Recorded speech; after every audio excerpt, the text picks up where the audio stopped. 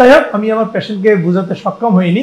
উনি 1.5 মাস পরে আজকে আমাকে দিয়ে পিত্তথলির পাথরের সার্জারিটি করলেন। কিন্তু অপারেশন করতে গিয়ে আসলেই আমি এক জটিল অবস্থার সম্মুখীন হলাম। পেটের ভিতরে গিয়ে দেখলাম যে পিত্তথলিটা অনেক বড় হয়ে আছে এবং ওয়ালটা অনেক মোটা, ভিতরে পুঁজ। কোনোভাবেই ল্যাপারোস্কোপিক সার্জারিটি করা প্রায় অসম্ভব হয়েছিল। আলহামদুলিল্লাহ, আমি যেহেতু এই কাজটি নিয়মিত করি, যে কারণে আমার জন্য হয়তো এটা সম্ভব হয়েছে। ল্যাপারোস্কোপিক পদ্ধতিতে আমি ওনার পিত্তথলিটা বাহিরে বের করে নিয়ে আসি। আমরা একটু ওনার এবার পিত্তথলিটা দেখবো যে আসলে কি ছিল। উনি যদি ওই সময় অপারেশনটি করিয়ে নিতেন তাহলে কিন্তু আজকের মতো এত জটিল অবস্থায় যেতে হতো না। আমরা সাধারণত একটা পিত্তথলি পাথরের সার্জারি করে 6 ঘন্টার পরে ছুটি দিই, কিন্তু দেখেন এই রোগীকে 1 থেকে 2 হসপিটালে অবস্থান করতে। ওনার পিত্তথলিটা বের করলাম। দেখেন ওনার পিত্তথলিটা মহিলাদের এক ইউটেরাসের মতো হয়ে আছে। স্বাভাবিক পিত্তথলির যে আর্কিটেকচার সেটা কিন্তু এরকম না, এটা অনেক বড় হয়ে আছে।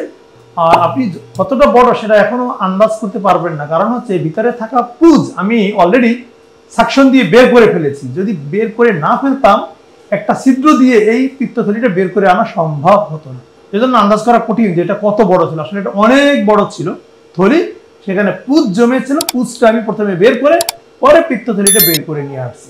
আর এই যে থলির ওয়াল, এটা প্রায় 10 মিলিমিটার বা তার বেশি আছে, অথচ পিত্তথলির ওয়ালের থিকনেস হবে 2 মিলিমিটার, অর্থাৎ অত্যন্ত পাতলা।